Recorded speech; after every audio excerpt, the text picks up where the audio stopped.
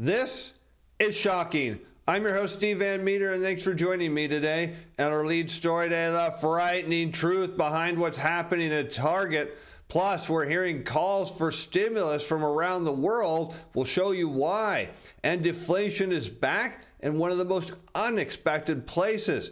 And political elites keep saying that the U.S. consumer is resilient. Well, one of the reasons we're at Target today is to show you why we think the U.S. consumer's not resilient at all. And as you can tell, we're back at our home studio. Dad is home from the hospital. His surgery went well. Appreciate all the well wishes. And yes, I'm fully aware when I go on the road, I've got all kinds of camera and lighting issues, but that will resolve for another day. And now let's head over to Bloomberg, where we picked today's story up with the headline, China's mixed economic data as the case for more stimulus. And strangely enough, here in the U.S., we don't hear about any calls for stimulus. We listen to the Federal Reserve and the other political elites, and they're fixated on inflation coming down. And yet we're starting to hear more and more calls from around the world that more stimulus is needed. The only question we're going to answer is why?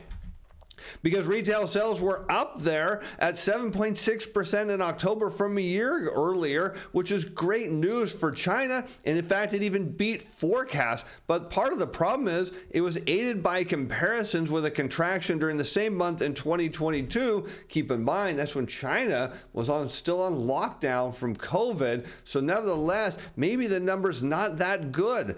But yet it also captured the week-long Golden Week holiday period during which Chinese travel surge, but tourist spending disappointed, no doubt because, of course, how many tourists are going to want to travel there given their recent policies? Probably not as many as China would like, but yet the numbers still look pretty decent from a retail sales perspective. And on top of that, even their industrial production rose 4.6%, almost unchanged from the previous month. And those figures helped offset obvious signs of weakness in the housing market, which we're saying is nothing but a house of cards. A contraction in property development investment deepened, and home sales dropped more in October than the previous month. Of course, we know that just like the U.S. economy, the Chinese economy is very correlated to the housing market. So what's going on there is very important. As we see further declines in housing, look for broad declines in, of course, consumer confidence and consumer spending. But just because you see pockets of hope in China's economy doesn't mean it's turning around for the better. And China's economy seems to have averted fears about a broader sequential slowdown in October. With that being said, the devil is in the details. And because one thing that's important to understand is not all economic data goes down or up at the same time. You always will see some data moving down while other data is moving up. The question is, what is the trend? The broad trend here is definitely lower. And here we can see there's a drag in real estate investment, and adding that official strategies to restructure debt in the property sector will take several years to achieve. Policy support is still needed in order to address concerns around domestic sentiment and housing demand. Of course, we know housing demand is down. We know sentiment is down. And it would make sense that sentiment is down because if you are a consumer in the second largest economy in the world's largest exporter, if you're seeing demand from outside of your country decline, well, that means when you go to work, you see new orders decline, you see backlogs getting reduced, and you start to get concerned about your own job. And when you get concerned about having a job next week, well, guess what? Your spending naturally goes down along with your confidence in the economy. Just before the data was released, the People's Bank of China injected the most cash since 2016 through its medium-term lending facility on Wednesday to support government spending. And the additional policy loans will have an impact on markets equivalent to a reserve requirement ratio cut of more than 25 basis points. That's lowering expectations that the central bank will cut that requirement in the coming weeks. So here you see stimulus is starting to come back in China, and it makes sense because if you start looking around the world, what did central bankers do? They thought demand was the issue, that there was just too much demand for not enough supply. And that was perfectly correct, given the fact that we shut the global economy down and then we gave people a whole bunch of money to spend. And so now the solution is let's curtail demand. The issue is when you start cutting money growth in a debt-based economy, at some point you curtail demand too much, you go too far, and then all of a sudden you get calls for stimulus because once the trend of the downside begins, well, it's not easy to stop at all. And here we can see in the euro area to avoid recession as inflation retreats, and there's just nothing but hope in this headline because there's nothing more than a central banker would like to see than inflation coming down and a recession averted. Let's take a look at why they're making the case that they think a recession is averted, and we'll make the case why they're completely going to be wrong. Strong price pressures and the monetary tightening needed to contain them, as well as weak global demand, have taken their toll on households and businesses. Notably here, there's a couple key points I want to make. Strong price pressure. So here we're seeing inflation being too high and monetary tightening needed to contain them. Of course, that's the only thing that contains prices in a central banker's mind is that we need monetary tightening. But there's another point here. We see the words weak global demand. So what we're having is a synchronized slowdown of the global economy. And there's nothing that does a better job than bringing price pressure down, than bringing demand down. You don't need monetary tightening in this case, but nevertheless, looking ahead to 2024, we expect a modest uptick in growth as inflation eases further. So again, demand comes down and the labor market remains resilient. Those two things don't even add up together. If demand goes down, if you have a business and you see demand falling, well, why would your labor staffing stay the same? It wouldn't. You don't need as many people, and that's why we see the relationship between a decline in inflation and a rise in unemployment claims. And sure enough, here we can see the consumer price index shown in blue on a year-over-year rate of change. This U.S. data here against the 4-week moving average of initial claims. Now, I want to go back in the 1970s, and this is where central bankers are really making their policy today around. As you see, it takes a rise in unemployment claims, hence why you see Jerome Powell tell us that he would like to see some softening in the labor market because that brings inflation down. They look and say, look, we had rising inflation and rising unemployment claims. Well, the reality of the situation here is you just had money in the economy that just didn't get filtered out because it took some time. There was a lag, and that's why we see following that rise in unemployment claims a crash in demand as that money from those high interest rate policies gets eaten up. And you see that here again in the early 80s. You see it again, kind of that trend in the 90s where eventually the inflation kind of succumbs to higher unemployment. But now as we move into more modern times, you look at the dot-com bubble, you can see inflation starting to peak right around the bottom of where unemployment claims are at. You see the same effect. If it wasn't for oil, we would actually see the same effect going into the dot-com bubble. And today, you can see just a mirror of each other, peak in inflation matching, of course, that bottom in initial claims. We see a bit of a decline here in initial claims, but what we can expect going forward is if the labor market to start to soften, meaning more people are going to hit the unemployment line than most expect. Still, price pressures related to non-energy consumption categories are expected to unwind broadly in line with the previous forecast. And in context of slightly tighter financing conditions, moderating wage growth, this is a key part here, and normalizing profit shares. The big issue is if you have moderating wage growth, you don't get high inflation because, again, you think about what do consumers need to drive prices up? They need their wages to rise. For central bankers really don't understand that too much, but this chart sums it up perfectly. Here we can see the consumer price index again in blue, now against total compensation, which is average hourly earnings multiplied by average weekly hours of production and non-supervisory employees. This shown in red, both on a year-over-year rate of change. And what we can see here is a beautiful relationship that as total compensation goes down, what happens? Inflation follows simply because consumers can't afford those higher prices. And so as compensation goes down, they spend less, demand goes down, and then price growth starts to moderate, flatline. And then even going back as far as the global financial crisis, we see outright deflation. The case that we're making is likely to happen again. So this notion that we're going to see a resurgence in inflation, highly unlikely because total compensation continues to fall. Another thing that's fallen is UK inflation as it slows to a 2-year low, bolstering rate cut bets. And so you keep seeing that this trend now. You look at China, you're looking at UK now, we've seen declining inflation, we're seeing declining demand, and that's what's bolstering calls for more stimulus. But one thing that shouldn't need more stimulus is your trading account, because many of you keep saying, Steve, I can't believe it. Are your tools really that easy to use? And they are. Let's do an update on our recent call on SPY. Many of you in the comments said there's no way that trade's going to work. And I said, look, just follow the reports. It's that simple. Here we can look at November 3rd, our CTA Timer Pro. This mimics those machine positionings. We talk about this every Sunday. The machines make the market move. We mimic them, but we do it with a historical overlay. Here we can see on November 3rd, we got the signal we were looking for. A move off of that minus 100% short across the board on the SPY. Now, our most successful traders,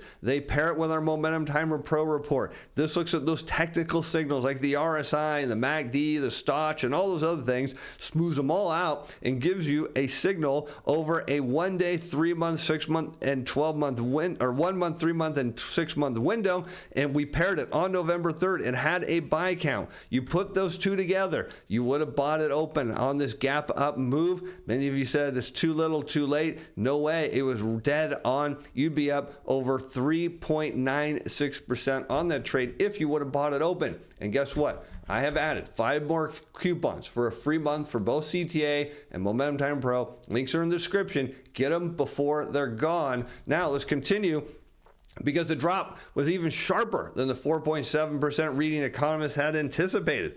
And traders added to their wagers that the Bank of England was done raising interest rates, part of the wave of repricing that began after softer than expected U.S. price data Tuesday spurred a rally in global fixed income markets. So now all of a sudden we're starting to see that perhaps inflation is indeed falling faster than most people think. And one of the issues here is now the question will come up is, when does the Fed cut? Well, we can pretty much at this point say they're on ice for their December meeting. But it's notable that we tend to see the Fed follow the inflation, not the other way around.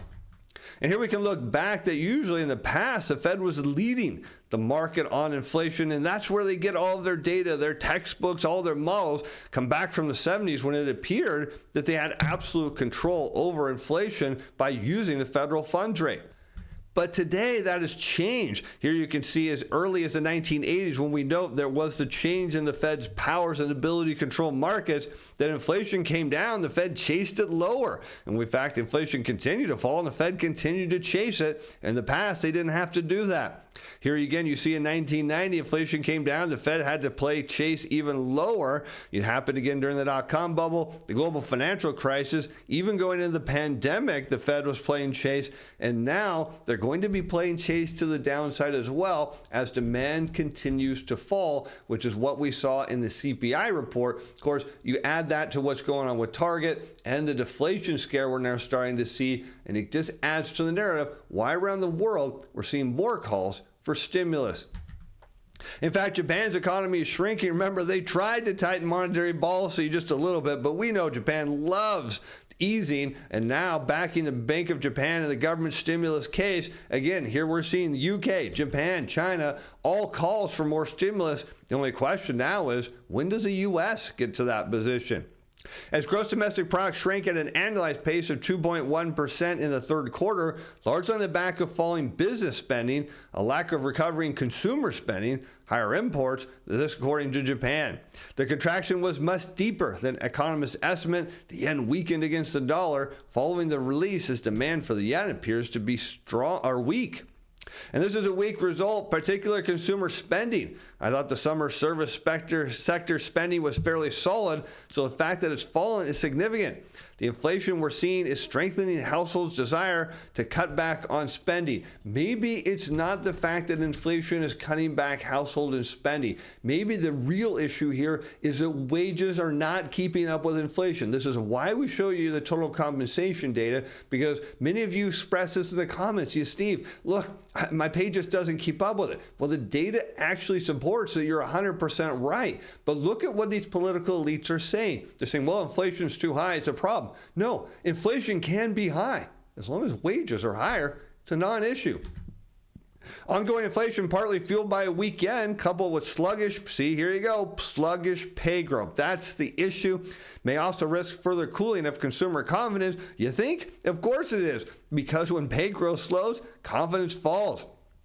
And notably, the government is intervening to the market to support the yen, because what all this is saying is demand for the yen is going down. And next thing you know, we're going to see the dollar start to fall too, because guess where deflation is starting to hit? Well, we said it. Now it's here on U.S. shores. As U.S. producer prices declined by most since April of 2020 on gasoline, now notably, we've been told that we're not going to see this. Remember, these political elites, they've said that we're going to continue to see inflation. It's likely to rear its ugly head. We said, no way. If you understand what you're doing and you tighten the money curves and you invert those yield curves, you constrict the growth of credit, you're going to get deflation. And sure enough, it's here now in the producer price index. As prices paid to U.S. producers unexpectedly, well, if you don't understand how the system works, you would use that word, declined in October by the most since April 2020, adding to evidence of abating inflationary pressures across the economy, something the Federal Reserve is in denial about.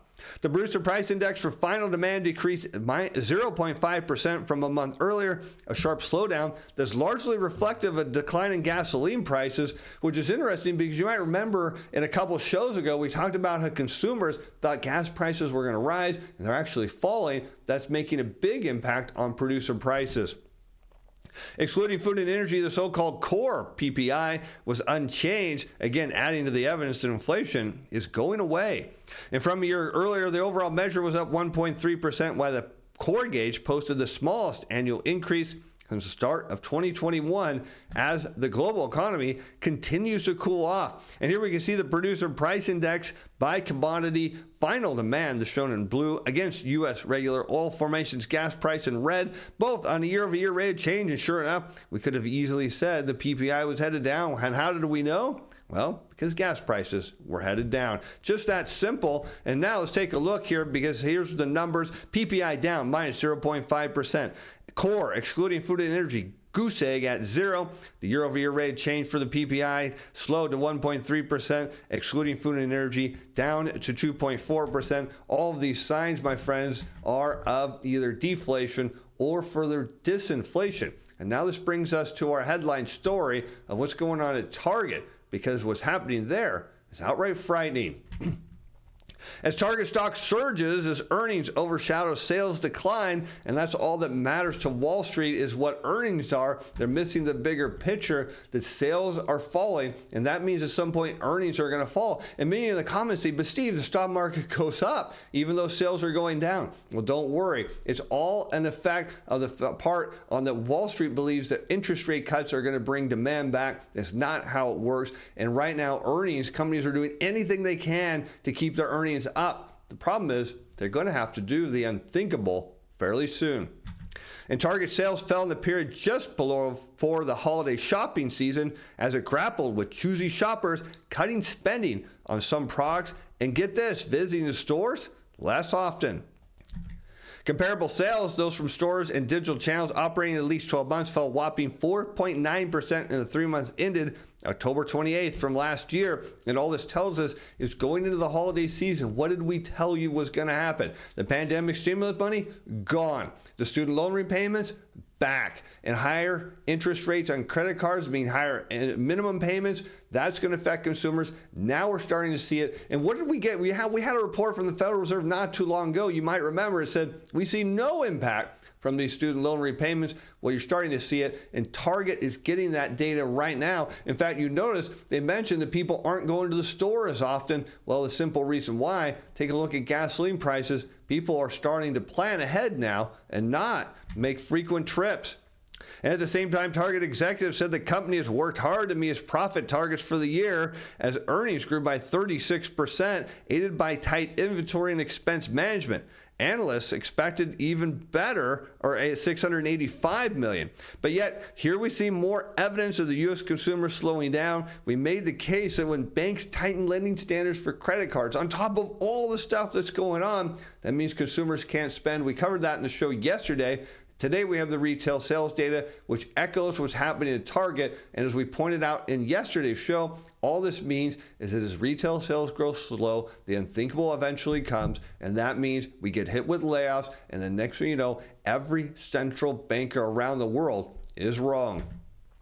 As U.S. retail sales slow ahead of holidays, but they remain resilient, well, we'll see for how much longer, as they slowed in October and prior months were revised higher, suggesting some resiliency going on in the holiday season. Well, that was before, of course, consumers ran out of money. The value of retail purchases unadjusted for inflation, don't worry, we'll do that for you, decreased 0.1%. Here you can see down 0.1%, excluding autos and gas, up 0.1%. The control group up 0.2%. Look, this is not good news headed into the holiday season. And the reason why is a lot of retailers stacked up inventory, staffed up their workforce, all hoping for U.S. consumers to come in and spend. And what are we seeing? Signs, as we said, not going to happen. And sure enough, when you adjust retail sales for inflation, as we're doing here, you get clear signs we are, as many of you said, already in a recession. Well, not officially, according to the government, but if we weren't, well, the signs are pointing to a further decline in inflation-adjusted retail sales. That means retailers and wholesalers are going to be struggling here financially